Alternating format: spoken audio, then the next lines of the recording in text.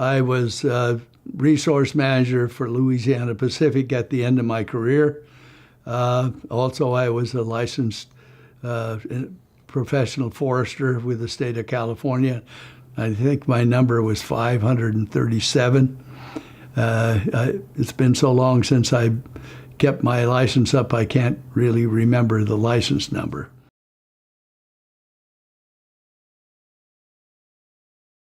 How I became a forester is really an oddity because my father was a British comedian that came from England with a troupe about 1922. He had a troupe of stilt walkers and acrobats, and one of the young men he brought over was named Archie Leach, who ended up being Cary Grant in Hollywood in later years. But and my mother was a ballet dancer and a chorus girl in both New York and on the road with the Pantages group, and in Hollywood she was in chorus girl with the Busby Berkeley dancers, and a couple of Marx Brothers movies and some other ones that I can't really recall. But how I ended up being a forester with a couple of theatrical parents is really an oddity. But eventually my parents gave up on Hollywood and moved to San Francisco in 1935 during the Depression. They were just too long in the tooth to make it in Hollywood, and there was better jobs in San Francisco.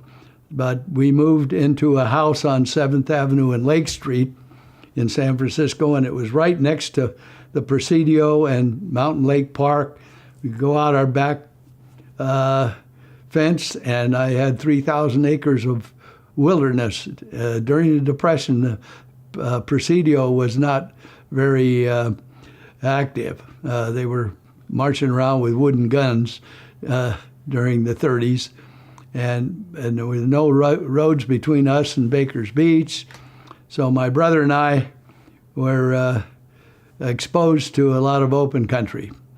But about the time I got to be I think it was a junior in high school, I had a friend who had his father built rotos in the Sierras. And so he'd been up in the Sierras and he knew about the outdoors. And he said, we can get a job with the Forest Service for the summer. So we went up to Stanislaus National Forest and worked on a blister rust crew. And that's blister rust was a disease that attacked the sugar pine and western white pines, and it had a alternate host called the gooseberry. Well, our job was to dig up the gooseberries in crews of 3 and make a path across the Sierras where there were no alternate host. But it was not all digging gooseberries. We also went out and fought a couple of fires, and that was my first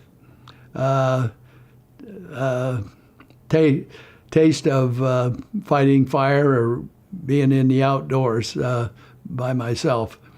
And I went back to high school for the rest of that junior year, and then the following summer I went with my friend. We went up to Weaverville. It was Trinity National Forest at that time, not Shasta Trinity. But anyway, we fought fire there and did odd jobs around the supervisor's station there. And I remember fighting fire at a big bar and some up towards Trinity Center. And it was really interesting. And getting back to Stanislaus, we lived in this big camp, and there was a fellow that ran the the Bliss Rust project, and his name was Snowball Fowler. And I think my friend Jack Sweely remembers him because Jack was up in that country then. But Snowball Fowler, I swear his legs were 6 foot long, and I always admired him because he could walk faster than us 16-year-old kids. And he was kind of the one that made me decide I want to be a forester. And even when I signed up to go in the Navy, I put down my ambition was to be a forester. And when I got out, that was my goal also.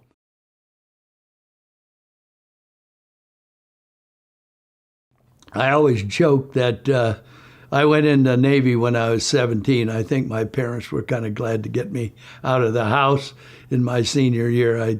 I didn't go all the way through, but I did get my diploma. I got credit for going into the Navy, but I went to boot camp in San Diego in early 1945, and it was the war in Europe ended, and they sent me to Pearl Harbor, and I was just getting ready to learn how to run landing craft because we're getting ready to hit Japan, I would assume. And I owe my life to two Democrats, my mother and Harry Truman, because he shot off the atom bomb, and that ended the war. So, and that's one of my lame jokes. But anyway, I got discharged in late 1946, and I was still 19 years old at the time. And then I got a couple of jobs in the city and went back to San Francisco City College to take pre-forestry. And but in the summer of 46 and 47, I worked up in Humboldt and a little bit in Trinity County in logging and worked in a sawmill a little bit. But just getting a taste of what real outdoor work was, and because it was a little tougher working in logging and milling than working for the Forest Service. I went up to Oregon State, and because I had 2 years of pre-forestry at San Francisco City College, and then I needed 2 more years at Oregon State to get my degree in forest management. And I went up there, and there were quite a few of us Californians had gone up there. I had gone over to Cal, took a look at Cal, and it was just so many people at Cal, and my community college was a pretty good sized school also, and Oregon State was just so much more low key and more down to earth forestry. They had their own 11,000 acre forest that you could go out and practice forestry in. And excuse me. And it was just more forestry wise than Cal. And I had to work my way through, and all the time I went to school at Oregon State, I think my folks sent me $25 on one of my birthdays. But I had the GI Bill, which was a wonderful thing, and it's been the veterans' benefits have been good to us all along. There were quite a few Californians there, and but they're just they were veterans, and they were more mature than the average junior in college. And I can remember one of the fellas that I ended up joining the fraternity because it was the cheapest place to live. And I had a roommate there, Dave Stang, who ended up working for the Forest Service in the Six Rivers, and he was kind of a math wizard and helped me get the good grades I got. And I enjoyed my time at Oregon State. And I went to work. The first job I got was in Fortuna, working for Pacific Lumber Company, actually Scotia, where I got a job. I had been offered a job as taking care of Pacific Lumber Company's taxes, or I could set choker on one of their cat sides on one of the last redwood operations, railroad operations in the redwoods. And shortly after that, they got rid of the railroads and went to trucks. But it was way back the head of Yager Creek. And I've had the opportunity to go back and look at some of that country, see the old mess halls and the old railroad trestles that are now all grown over since I was there. But it was a pretty tough job, and I held it for 3 or 4 months and finally got a job with Humboldt Plywood. And we did a lot of timber cruising and logging layouts and that kind of stuff. And then I got a job with an outfit called J.H. Baxter and Company. They, at one time, were the second biggest wood treater in the United States. But they had a pole yard in Arcata. And in the meantime, Billy had come back up to Eureka. We had a young boy named Kevin, and we had bought a house in Arcata. So I went to work for Baxter's in that pole yard. It was a concentration yard where they bought poles in the surrounding territory and peeled them and put them on rail and sent them to one of their treating plants at Alameda and Long Beach. And I worked there in Arcata for a while, and pretty soon they decided to open a yard in Fortuna. And I can remember laying out with the engineering learning I had gotten at college. I was able to lay out their railroad spur, and I worked there for about almost a year. And in 1953, they sent me down to Willits to look into opening a yard in Willits, a concentration yard.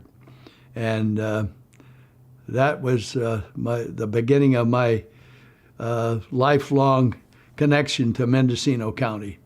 When I got down here, we got hooked up with an outfit that had a sawmill, Wamit's Timber Company, and they would take the logs that we would buy if we had to buy both poles and the whole timber package. And I got out and rustled around and ended up the first purchase I made was 25,000 acres called the Brushy Mountain Ranch. And the company asked me to go appraise it and see what it had on it that could be used for poles and piling. And they had an outlet for the logs, so I went up and spent about 2 weeks on 25,000 acres. Well, 25,000 acres is a big piece of land. It's just almost the same size as the city and county of San Francisco. And I did a lot of walking, and I had a little Jeep that I could wander around with. And I told them I thought it probably had 50 million feet of timber on it, and at least 20,000 poles.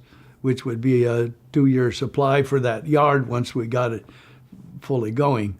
And but the price was $450,000 for 25,000 acres. And at that time, there were hundreds of sawmills in Mendocino County, and the joke was there was a sawmill behind every stump. And anyway, they went ahead and bought it in 1955, I think it was, or 54, and they bought it, and on the word of a 20, what was I, in 55, I was 28 years old. Just popped out of college, and I often wonder at that. But then we were going up farther up above Covelo. There was a promoter up there that had got a hold of all the small timber on a couple of ranches up there, about 40,000 acres. The Barzee and Tyson Ranch and the Timmons Ranch. And we put up $75,000 for all the timber under 22 inches on these ranches. And it turned out to be a pretty good deal. We polled it until I, years later, quit Baxter's. But it was our mainstay. We did work with Union Lumber Company, doing thinnings for Douglas fir poles on their land. And incidentally, we were only interested in Douglas fir poles at that time. We did get a few pine poles from time to time when there was a market for pine poles in the Southwest where the Douglas fir wouldn't check so bad. But generally, we were just bringing in Douglas fir poles. After the first year, we built a peeling machine there, and the poles would automatically go through and be peeled, and we'd store them there and dry them and then put them on railroad cars or truck. We would eventually we trucked into Alameda, and it was a good job, and they were good to me. The market went up and down, and they kept me employed even when the market was down, and I learned a lot about being a forester. I eventually, after Baxter, in 1967, I think it was, by that time, I had 4 children, and I needed to make more than $950. $900 I was making a month at that time, and I needed to make more money. And I had been looking around, and I asked them. I said, I need a $50 a month raise, and they said, you're doing a good job, but the market's bad this year, so we can't give you that raise. So I got a hold of Crawford Lumber Company, and I asked them if I got together with a fellow who became a friend of mine later, and he was the resource manager for Crawford at that time, and or was he? Anyway, he was the one that was designated to hire people, and Wayne Knopf is his name. Anyway, Wayne talked to me, and he was familiar with what I'd been doing. And I'd written a lot of letters to the editor because I felt strongly about forestry politics. And he offered me $1,150, and I took the job right now. Anyway, then I went to work for Crawford, and Crawford had been killed in an airplane accident in Canada, and it was the company was sold to Georgia Pacific, and so I was soon working for Georgia Pacific, and they when they bought Crawford, they had 80,000 acres and 6 sawmills, and the principal in Georgia Pacific at that time in the coastal division here was Harry Merlowe, and Harry was a pretty aggressive timberman. He was a Cal graduate, and he'd grown up in the timber industry out of Chico, and had a pretty hard go, but he ended up being a principal in Georgia Pacific, and his idea was just to run a tight ship and not be afraid to take chances. And he ended up buying a lot of timberland, and we ended up, when I finally retired, we had 240,000 acres and 8 sawmills and a plywood plant that I was responsible for supplying.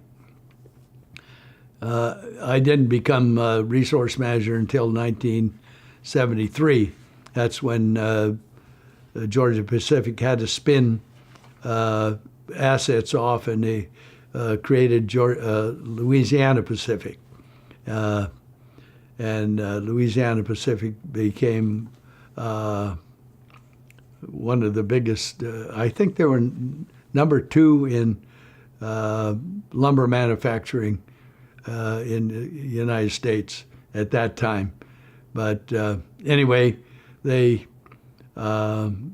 was pretty aggressive, but most of the timberland we bought had at least been logged once, sometimes twice. The old growth was pretty much off of a good portion of it, and so we were going back and doing a lot of cleanup logging, and that did not make the environmental community very happy, and they good portion of them didn't think a tree should be cut anyway. But when you go through the process of thinning it out, you get to a point where you got to take the last of it, and anyway, the environmental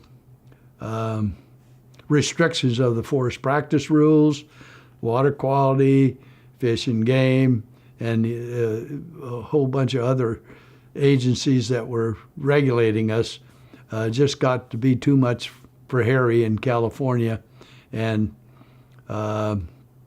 they after I quit, I finally quit in 1980, end of '85, but they kept on for 7-8 years more, and they acquired Masonite's land, another 100,000 acres.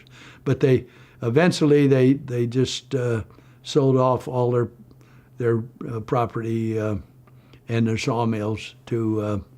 They started to close down the sawmills. I left out a part here.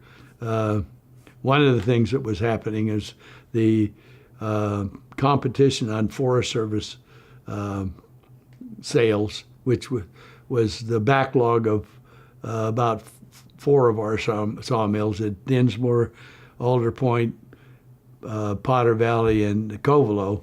The competition got to be so bad, and the volume of the sales went down, and so we shut down Dinsmore, Alder Point, Potter Valley, and Covelo, and so we were down to just a few mills. And when they finally did sell off after I've left, they were down to 3 sawmills, and they sold all the redwood land to Mendocino Redwoods, the Fisher family in San Francisco, and the Covelo lands to other parties. But in 1982, I had a heart attack while on a field trip in the Sierras, and I had gone over with my wife and did some hiking after the field trip with the Forest Service, and I was hiking on the Sierra Buttes, and I told my wife I got this strange feeling in my arms, and she says, "You're having a heart attack," and I said, "No, I'm not." But she was right. I had a heart attack, so I came back and went to Santa Rosa and had a quadruple bypass, and got better and went back to work for 3 more years, and at that point, my doctor and the company doctor and everybody was telling me I ought to calm down and get out of the stress. So I did. I told Harry I was quitting, and I was one of the few that Harry didn't fire, and he came to my going away dinner, and which I thought was pretty lucky.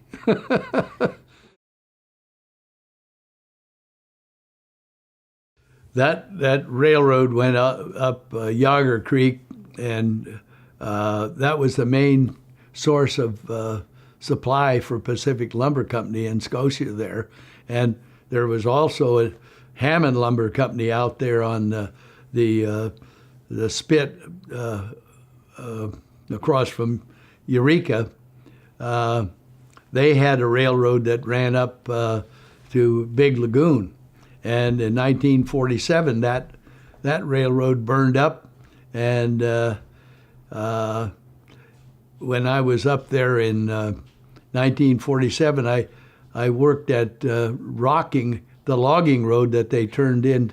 They turned the railroad into a logging road, and that's the way it just went. As the timber got thinner, they had to build more railroads up these small drainages and all, and it was just uneconomical to continue on with railroad logging in general. And the trucks were getting better. They went from the old rubber-tired trucks to these post-World War II trucks that there were gas at the beginning. I remember driving an old F7 Ford logging truck that was a V8 that I don't think it had 150 horsepower in it, and it was supplanted by diesel. And when diesel came along, they kept getting bigger and stronger, and they're just more adaptable to the changing forest that they were harvesting.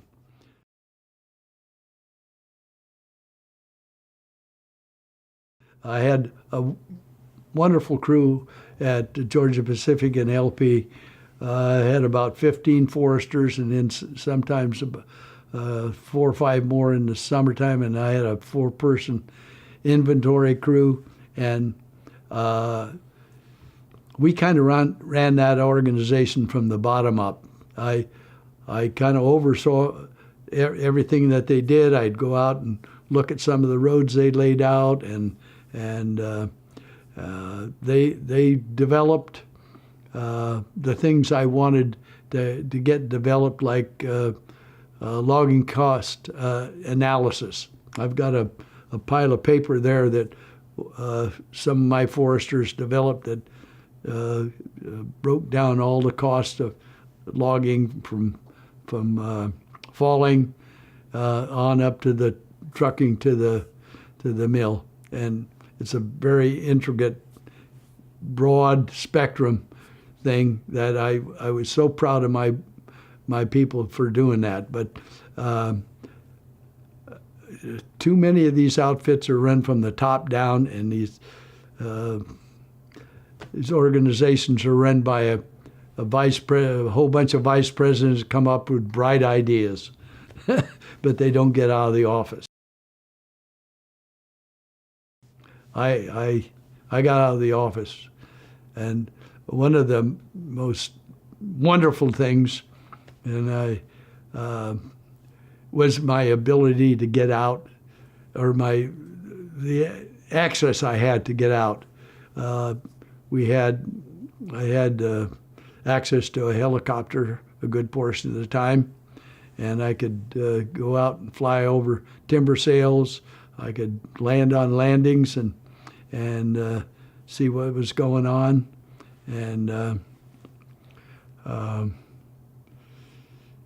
some of the best times I had working were flying around. Louisiana Pacific had the #1 corporate Air Force in the nation at one point. Harry insisted that every plane or helicopter was top flight.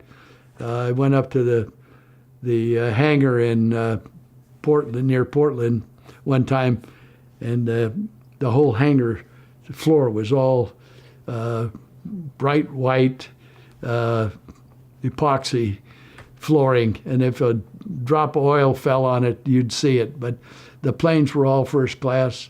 I got to fly in their Cessna Citations. One of the best flights I can remember was coming home from Portland one time, and I was the only passenger on the Citation. The pilot came back, gave me a drink and some peanuts, and said, "Would you like to come up and sit in the co-pilot seat?" And it was a moonlit night, and as we flew past Shasta, it was just bright snow-capped mountain in the moonlight there. That was wonderful. But the most exciting thing that I had happen to me while I worked for LP was we went up. It was a contract helicopter, a little Bell, 3-place Bell, and we went up to look at. U.S. Plywood had purchased Mutual Plywood in Arcata, and they wanted to get rid of some of the timberlands that they had that didn't fit in with their redding operations, and so I took one of my foresters, and a fellow named Oscar Smith was piloting the helicopter, and we flew all the way up, stopping to fly around these little parcels to see whether they really were accessible like they said they were, or they had the volumes on them, and do a kind of a air cruise of the timber. And we went as far as the Klamath, and then we came back and gassed up in McKinleyville and started back, and by then it had turned dark, and it was about 7:30, 8 o'clock in November, and we got over past Covelo and over just north of Willits, and the pilot says, "This is it."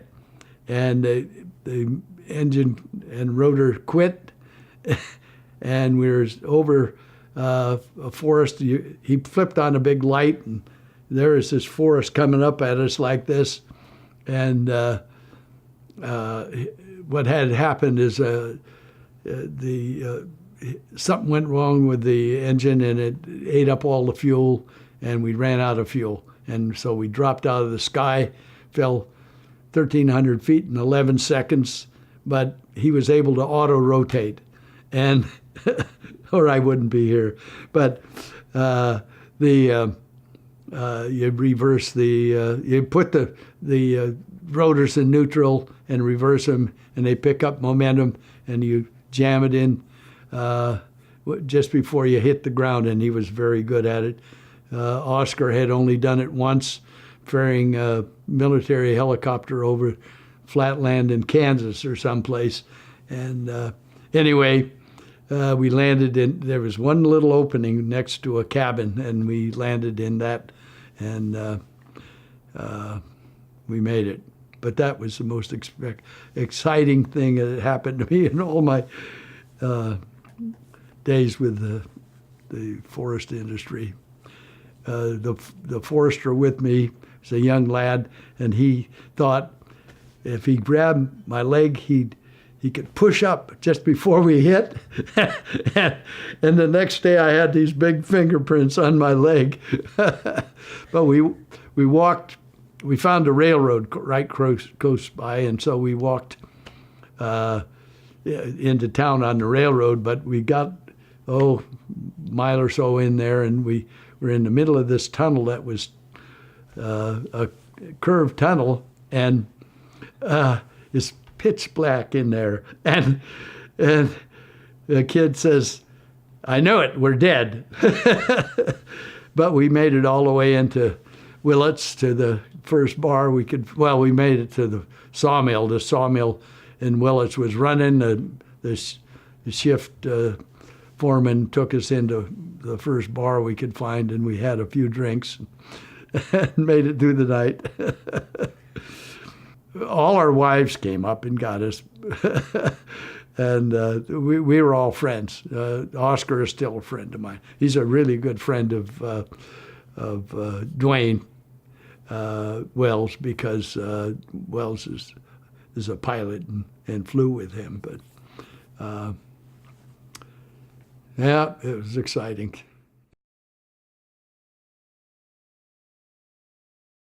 Well, you ask about Harry Merlowe and working with Harry. I'm one of the few that admire Harry. Harry had his good points and bad points. He was human, and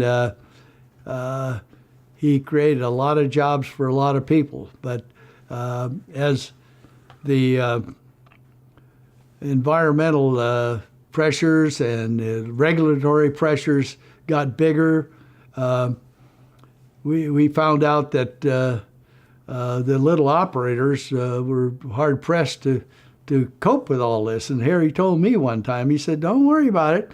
We've got lawyers, we've got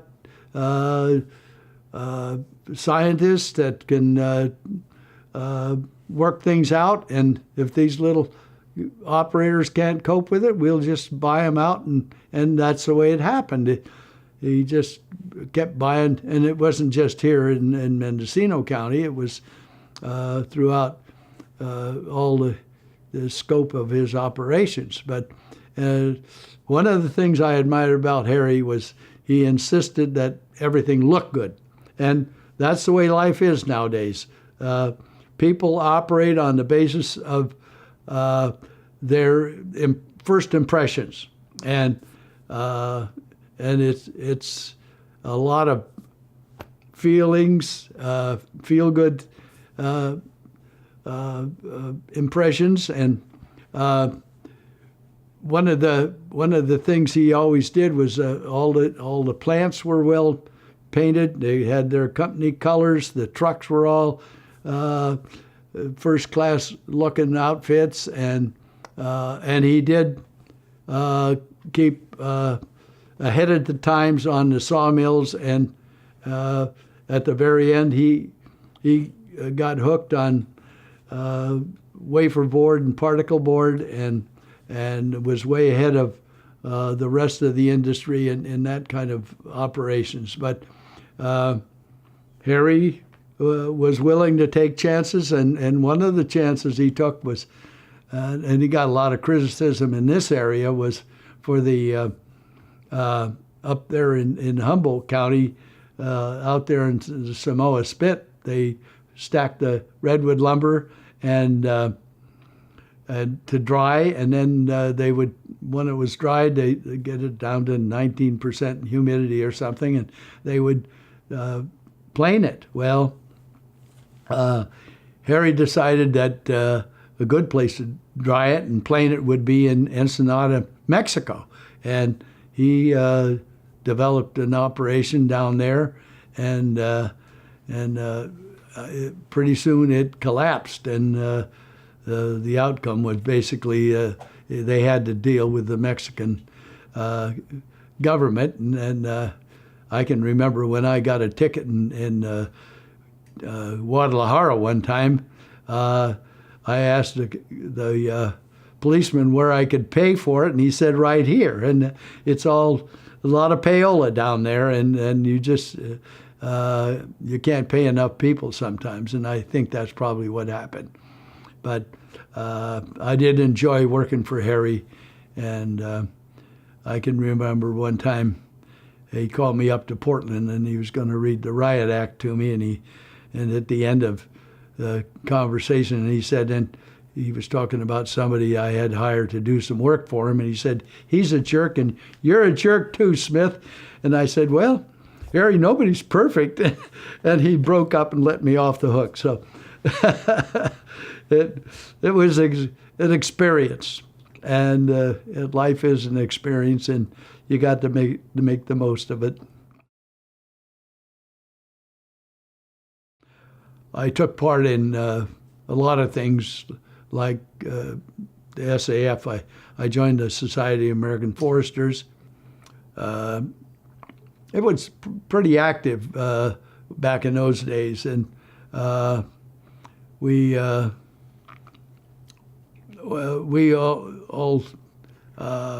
got involved in trying to convince the public that forestry was a worthwhile endeavor, and eventually myself and some others got involved in the conservation days down in what's the little town down there? Sanborn. Sanborn Park, yeah, in Los Gatos, or near Los Gatos, and I thought that was a wonderful endeavor. I can remember they ran several thousand children through there in a 2-week period, and I took my motor home down, and Dwayne Wells and I stayed in that when we were down there. And I can remember we get a group of maybe 20 kids and teach them about the ring of life, and I would always ask them, should we cut a tree? And almost uniformly they'd say, no, we shouldn't cut a tree. At the end of our session, we'd take them around and show them how soil was made, and how some of the forest products were manufactured, and how trees grew, and how soil was an integral part of the forest lifestyle. And eventually they would admit that, yes, maybe we should cut trees. The interest in the SAF just waned, and Dwayne Wells and I, we decided that we would get active in something else, and that was the Redwood Valley Outdoor Education Project.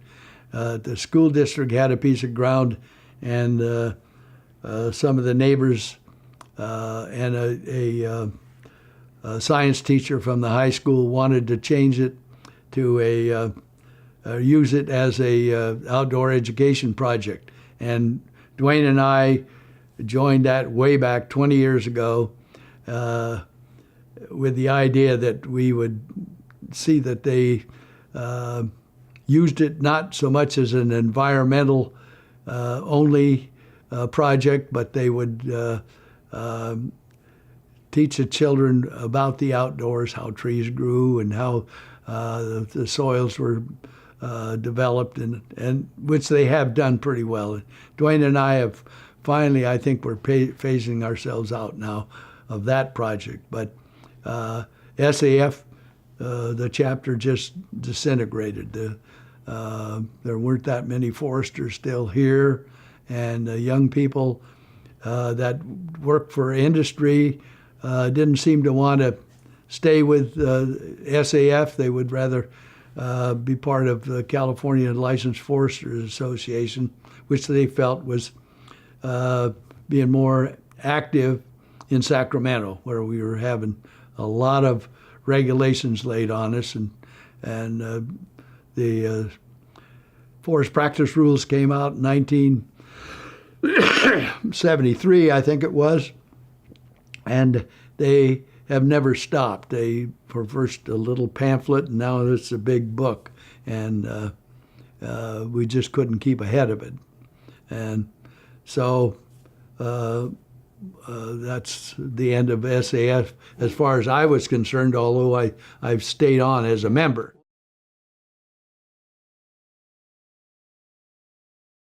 Well, we've got to convince the general public that the forest is more than just an aesthetic thing to enjoy. That the environmentalists, they have a point. When I first got into logging, it was rough and tumble. I mean, we didn't care about the streams. I did what I could in my forestry career to minimize all the damage, but I was in a competitive industry, and I had to maintain economic reality. And I think the general public is, the schools don't teach where all this stuff comes from. That's the last thing on their mind. And I call it the faucet syndrome. Water comes from a faucet, meat comes from Safeway, lumber comes from Home Depot. It doesn't. It's a long process for any of these products. And I'm a member of the Farm Bureau now, and they are actually more active forestry-wise than in this area than any other organization. But that's because there's no other organization. But one of the past presidents is a logging contractor from Fort Bragg, Mike Anderson, who was chairman of our local Farm Bureau for a couple of years, and he's a Cal forestry grad, and probably a member of SAF. But I know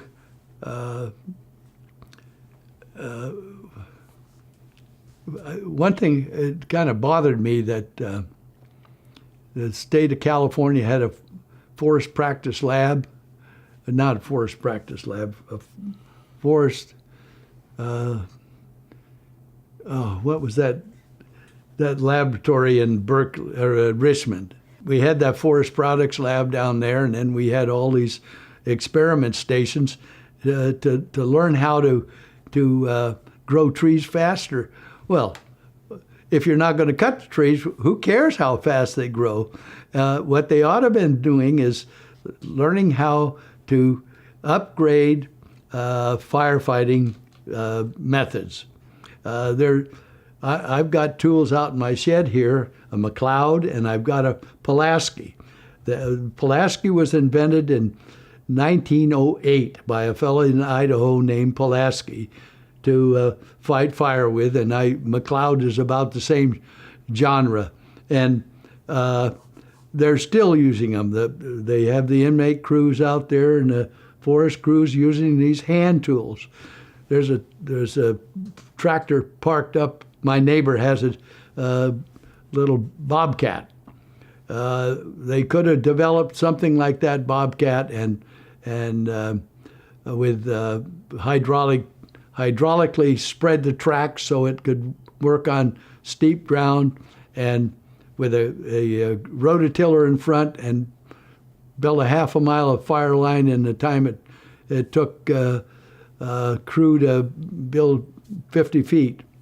And but they were off on the wrong track, and of course the environmentalists don't want machinery on the ground. So although they do use bulldozers to build fire lines, but anyway, I have talked to a couple of Cal Fire people about it, and they say, well, we'd never get it past the environmental community, but that's another story. If you're gonna work in California, you have to adapt to changing times.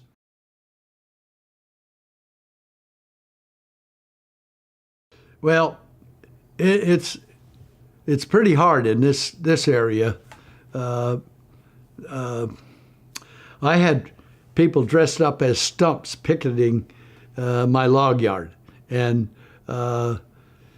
there's still some of these people in this county that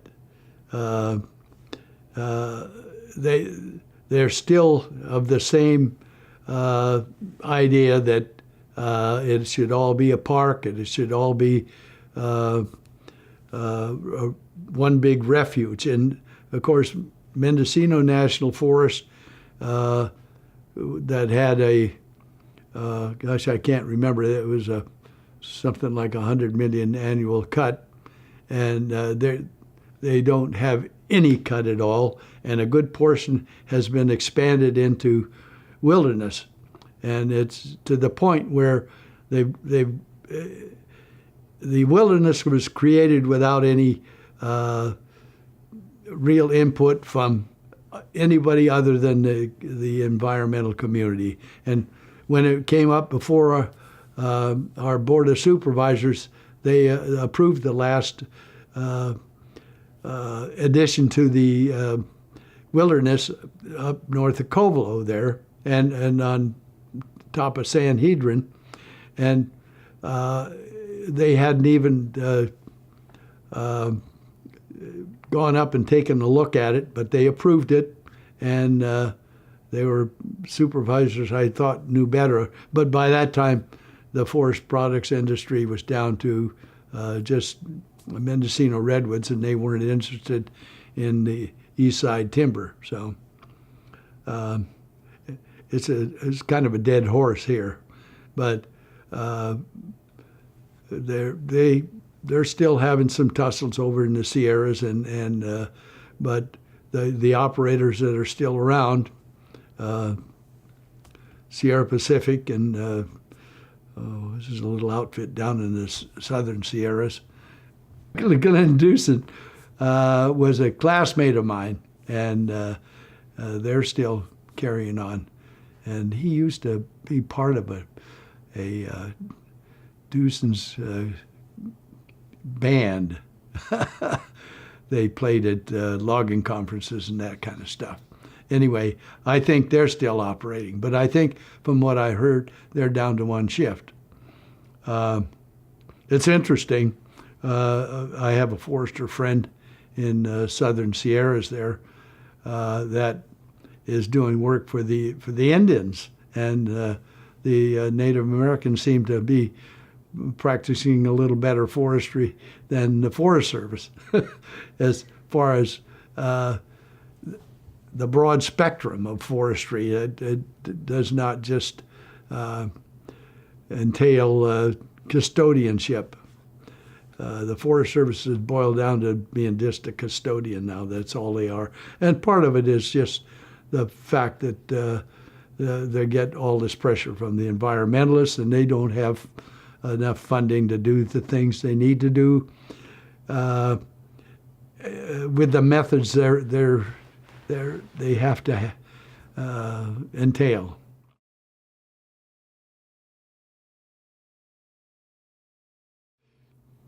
Well, if it was left up to the voting public, and the voting public is pretty much all those people within 100 miles of the ocean.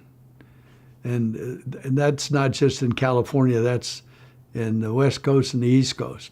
And they would just as soon it all would be one big series of parks.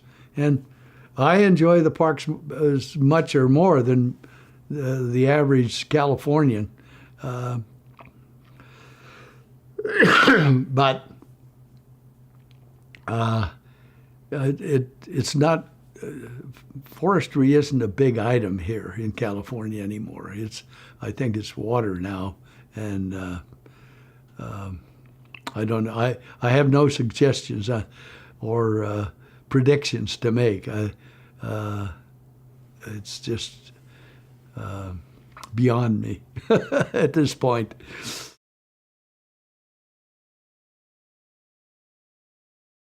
Well, that's pretty easy to do. Way back when I was a forester in Willits, I joined a Toastmasters, and even before that, I took a speech in community college in San Francisco, and I can remember I got up and I told this joke, and I left out a good portion of it that was connected with the punchline, and that was the most embarrassing thing on earth with me. But so when I got a chance, I joined the Toastmasters in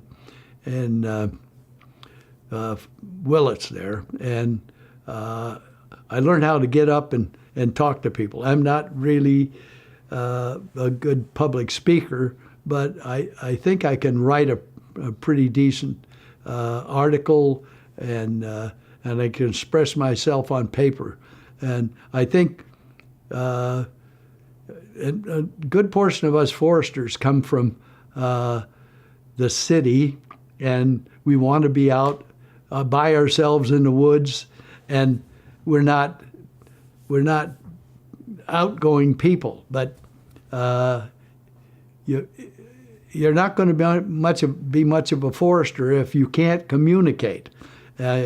The most important thing you can learn is how to communicate verbally and in writing and get your points across. And I eventually, apparently, was able to do that.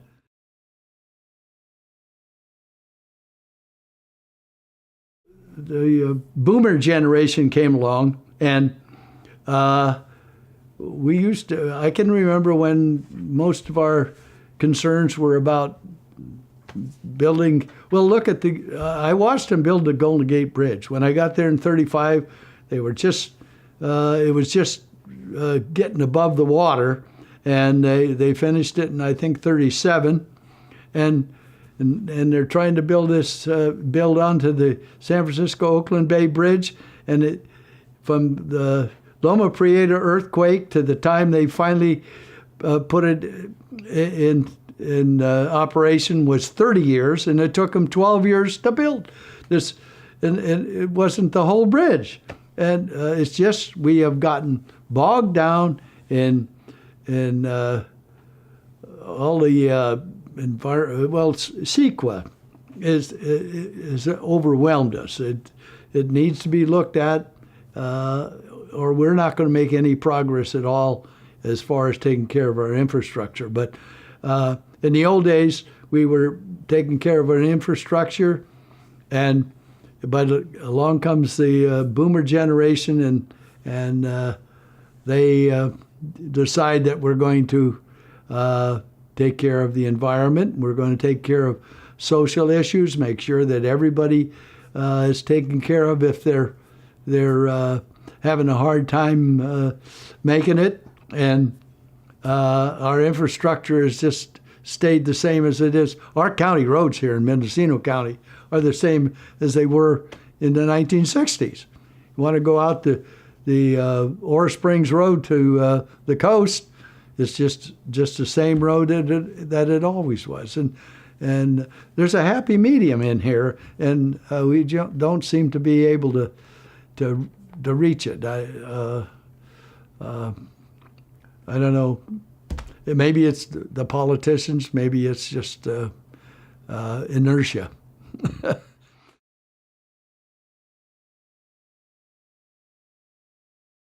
The marijuana situation is not something that's just happened in 2017. It's been here for 35 years. And I can remember I had two young foresters that came to work for me and quit after a season because they were running across these black pipes out there, and they were afraid they were going to be shot. And shortly after I retired, we had LP had somebody killed on their property. A marijuana grower was trying to protect his marijuana, and somebody shot him on the company property. And you just can't, 250,000 acres, or at that time it was over 300,000 acres. You just can't hardly police the whole thing. And they might have a 40-acre next to you, and they'd go across the line and use your water and your land and grow their marijuana. And it's crazy land. It just it's out of control. And I don't know how my good friend Tom Allman, the sheriff, copes with it, but he seems to be able to do as good a job as he can, but it's just overwhelming.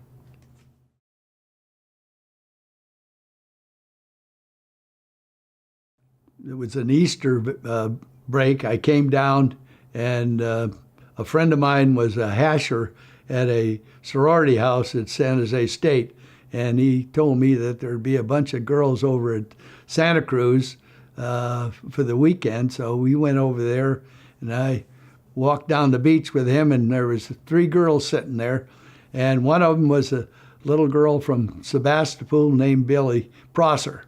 And when I got out of the service, I took all the money I had and I helped my mother buy a small ranch near Occidental out of Sebastopol. So we hit it right off when I met her there, and I took the 3 girls down to a pub there, and I bought Eastern beer instead of the cheap Western beer, and they thought I was the last of the big-time spenders, and she was hooked.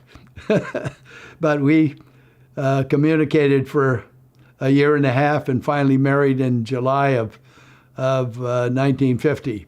And she came up for, I had to go an extra semester or quarter. I can't remember what they were up there, but I had to go back to Oregon State, and she went with me.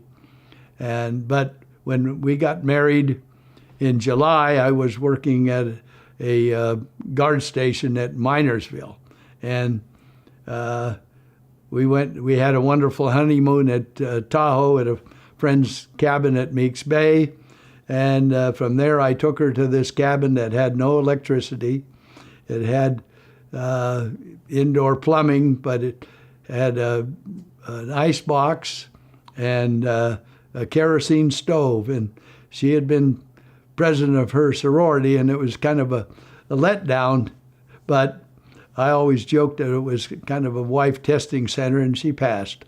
But we had a lot of adventures there, and my wife was a English and journalism major, and she wrote wonderful stories about our stay in Minersville.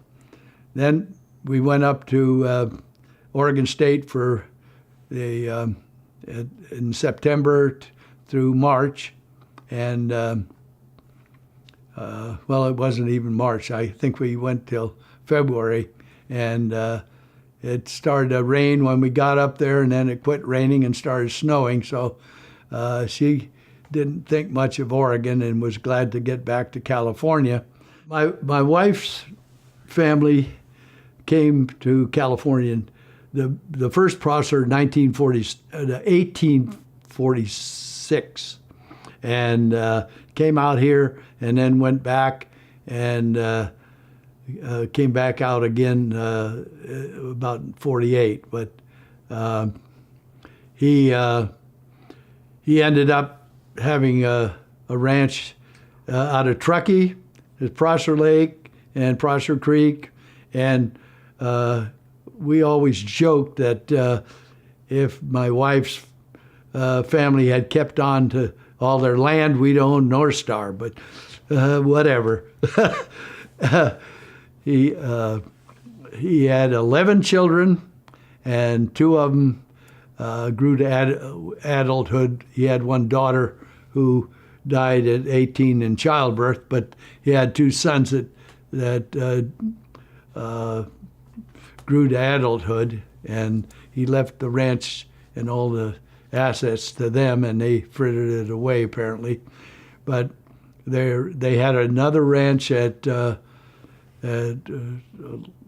Lytton, not Lytton, Loomis, and we found the grave, and it was in somebody's backyard, and the fellow that owned the house and his wife, he was a steel worker, and he built a nice steel fence all around the graveyard, and it's a dedicated graveyard, and there's 2 obelisks there with all the names of the family on it. But my wife had a wonderful history of her family, and then her dad came from. He was born in Reno, and eventually was in San Francisco during the 1906 earthquake. He moved to Sebastopol sometime in the 20s, I think, and became an apple farmer. And I had 2. My wife had 2 older sisters, and one brother was a pilot from before the war, and all through the war. And afterwards, he became an apple farmer again.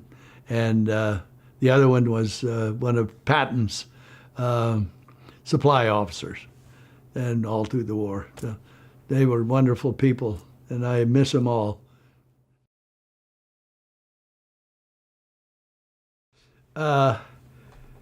When I first got involved in cataloging, it was on Oregon Mountain to the west of Weaverville.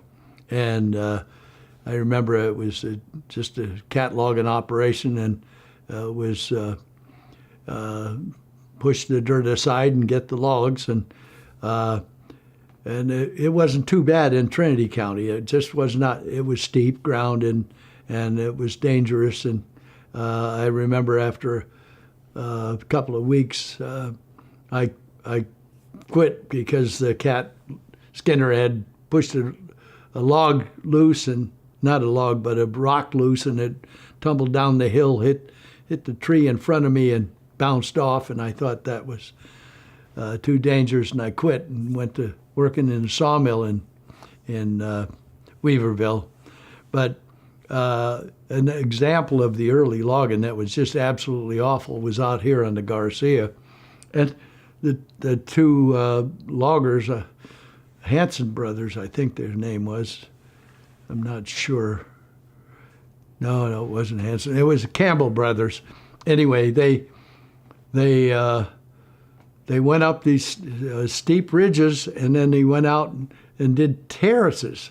And of course, it was fairly deep soil, and in the wintertime, that whole thing collapsed into the Garcia and the Little Garcia, and it just 30 foot deep in logs and debris. And nobody paid any attention to it, but because it was making dollars. And but at the end, we on the Forest Service sales, we ended up converting to anything that was fairly steep. We converted to using yarders, and we had almost every logger that worked for us in the forest had yarders, portable yarders that they could move around and selectively log with them. And we imported a logger from Brownsville, Oregon, with a long span yarder that could reach out 5,000 feet for one or two sales we had on the Mendocino here. And that then we used it on our own land over there on the coast, stretching out all the way across the canyon. and that minimized the disturbance.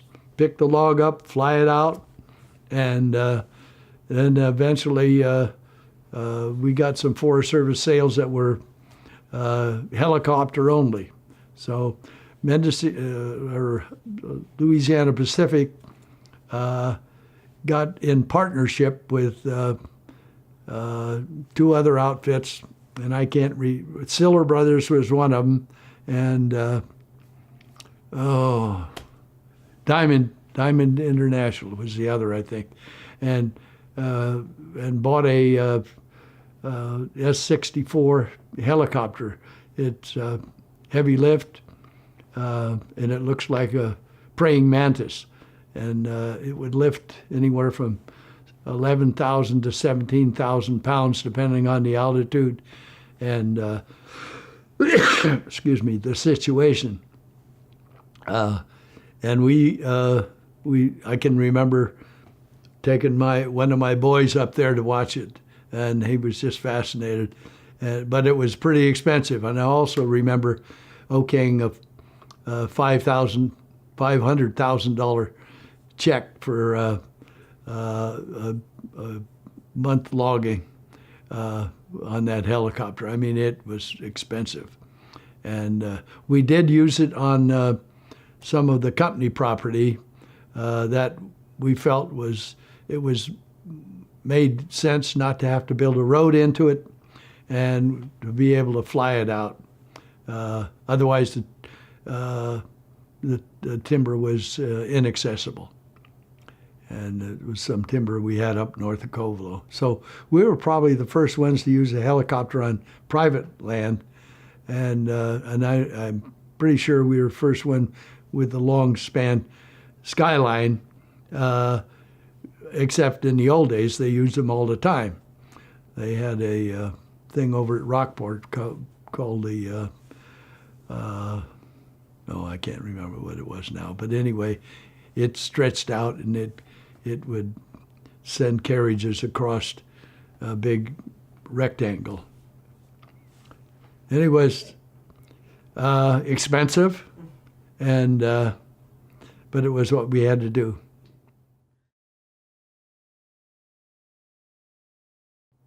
I would like to see, Big River would be a perfect one, where it was protected along the roadways, like where the Ore Springs Road goes through it, and so the public could enjoy that like they do enjoy Montgomery Woods, but the country back of that was fully managed for the maximum output of forest products,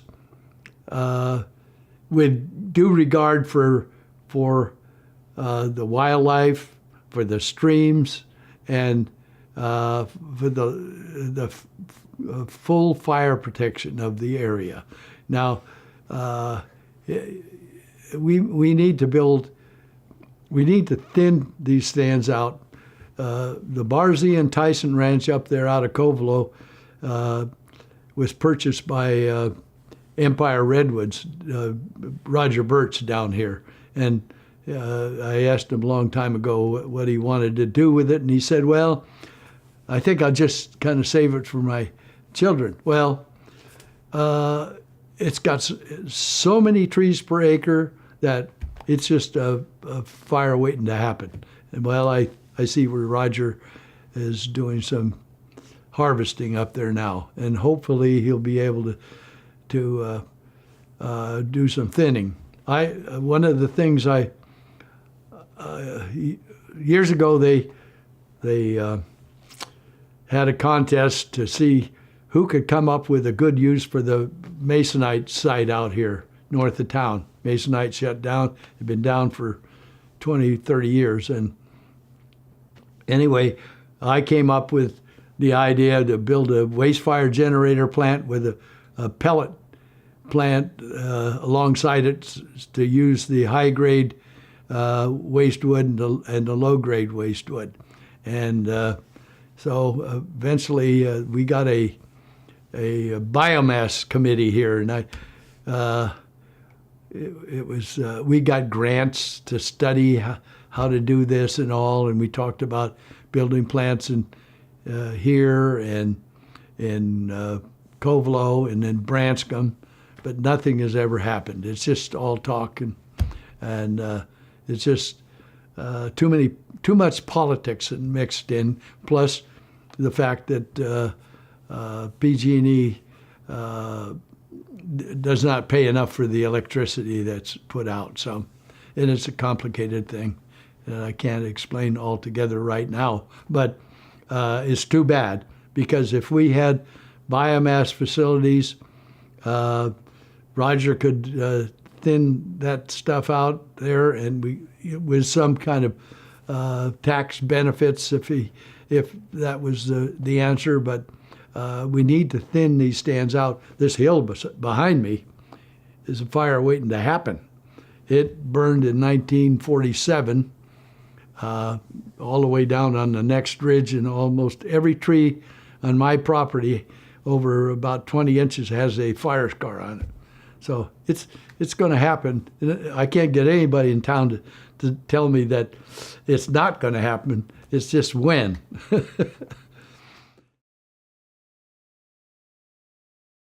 Some people may say that forestry is passé, but that we have a wildlife game graduate lady as the supervisor of the Mendocino now, and they seem to be more interested in the animals than the people. But nevertheless, if I had to do over again, I'd still be a forester. I think back, and I sat down and calculated this all one day, and I figured that we ran enough logs through all the sawmills and plywood plants I was involved in to build a million houses, and that would probably house 3 million people. And when you think about California, there were only 2 million people in California, or 5 million people in California when I first came here, and now there's probably 40 million if you want to count all the illegal aliens. But that's California. But it's a wonderful state, and I hope to be here still when I pass away.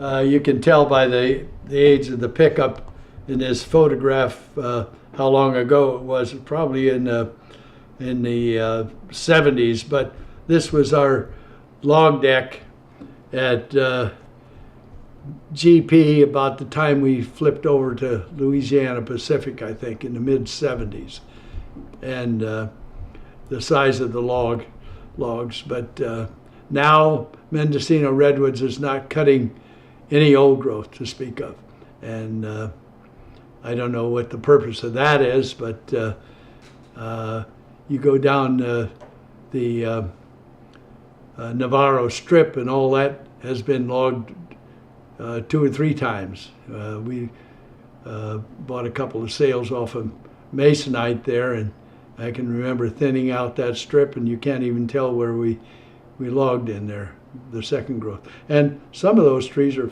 4 or 5 foot in diameter. So people in the city forget that trees grow.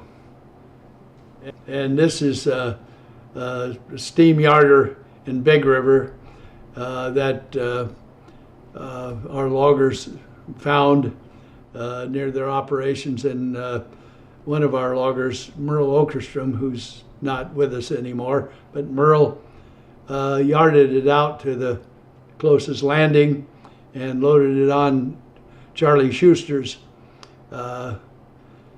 trucks, and they hauled it into the Roots of Motive Power, where it was rebuilt, and along with a couple other yarders that came out of Big River.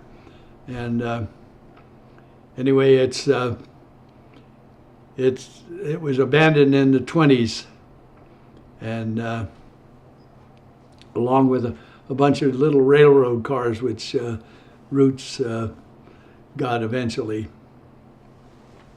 This was one of Harry Merlowe's ideas on the WWII Ranch in Williams Valley. Eventually, GP and Louisiana Pacific acquired the WWII Ranch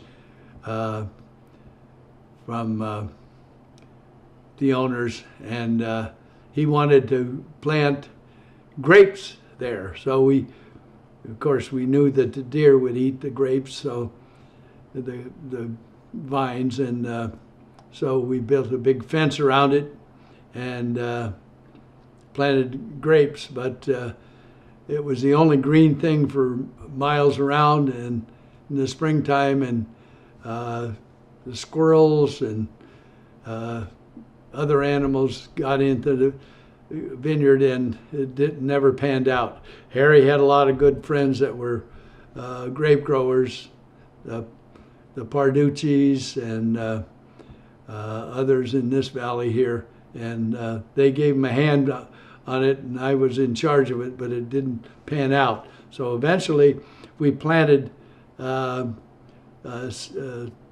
seed source of Douglas fir and pine in that enclosure, but the same thing happened to the seed trees.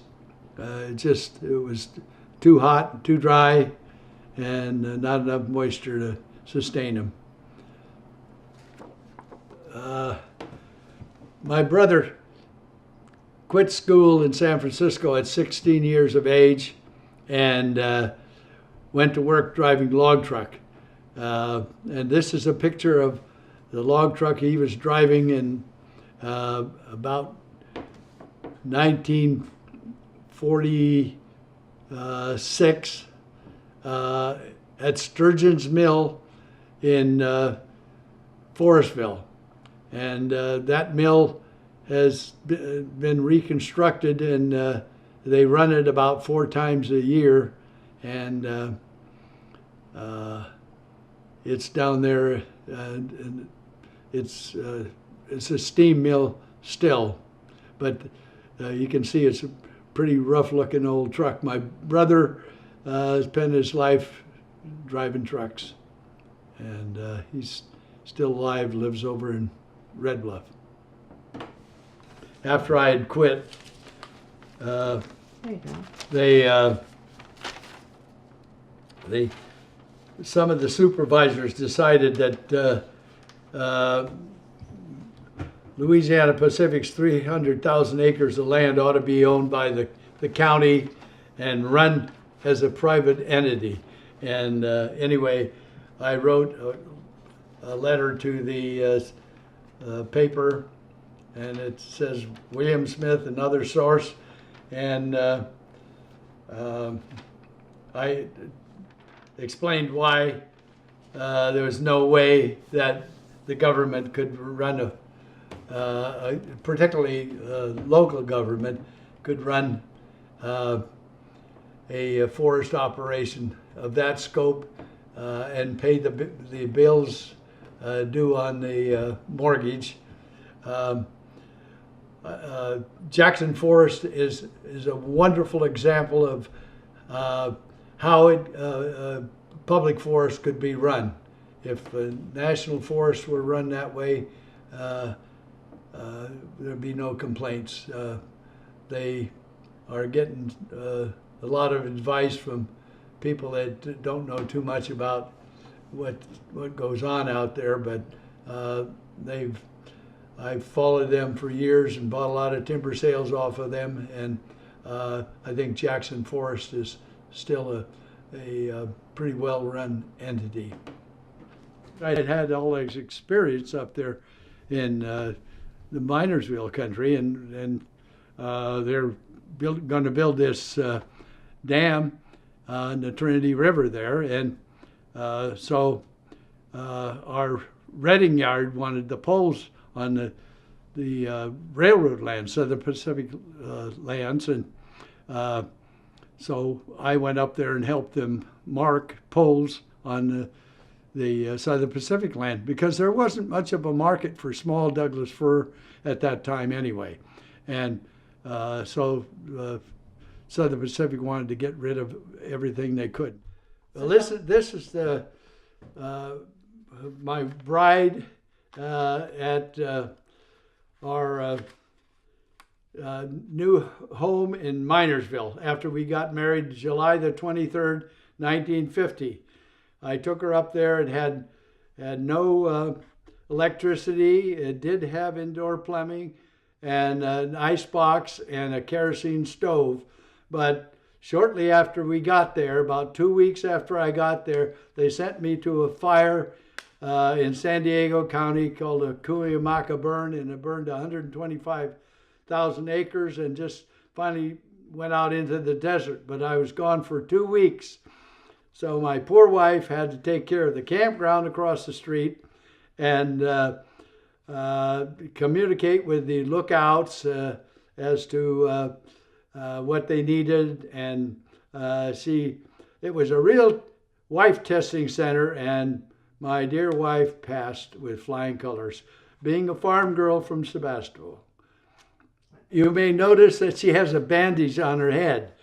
The Stewart's Fork of the Trinity River ran by the campground, and we went over there to go swimming, and she dove into the Stewart's Fork, and I somehow nudged her or something, but she hit her head on a rock, and when she came up, she was bleeding. Of course, she's all wet, and the blood is going all over her body, and I passed out. I have a habit of passing out when I can't face pain. But I came to, and me and the campers got her into the pickup, and I took her into the hospital in Weaverville, and it was just a little hospital, and they cut her hair off around the wound, and it was probably 1.5 inches or so, and still bleeding. And then they clipped the skin back so that they could clean the wound. And when they took a brush to the wound, I fainted again, hit my head on the operating room floor, and I cannot believe that this wonderful woman stayed with me for 66 years after that.